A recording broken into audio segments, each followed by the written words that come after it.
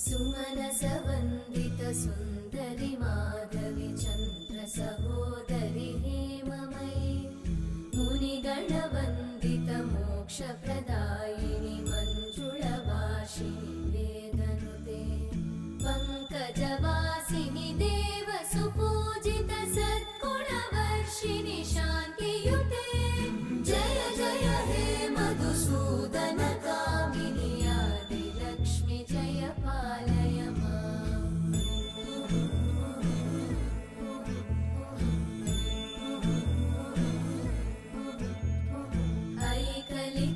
ऐकलिकल्मषनाशिनि कामिनि वैदिकरूपिणि वेदमये क्षीरसमुद्भव